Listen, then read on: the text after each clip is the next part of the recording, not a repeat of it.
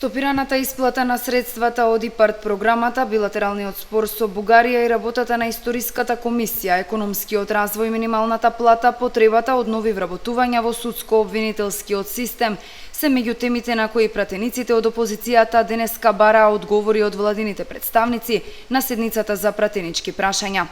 Одговарајќи на прашањето што му го постави пратеникот од СДСМ и поранешен министер за земјоделство Љупчо Николовски, заменикот министер за земјоделство Хоџа напомена дека Европската унија го поздравила брзото реагирање на државните институции во врска со случајот ИПАРД 3. Николовски пак побара оставка од министерот Цветан Трипуновски поради доцнењето на исплатата за земјоделците.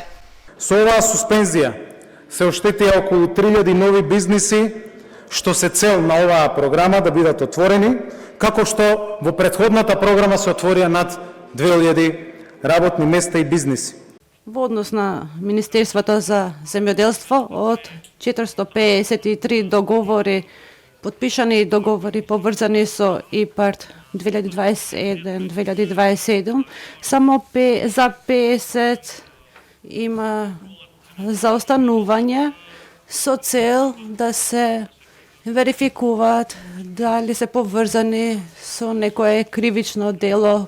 Ниту една седница не поминува без темата евроинтеграција или билатералниот спор со Бугарија. Опозицијската левица побара одговори за начинот на работата на Историската комисија.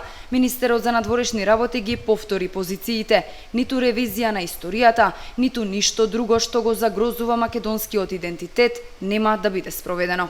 По кој основ вие конкретно овие учебници ги пративте на аминување во Република Бугарија?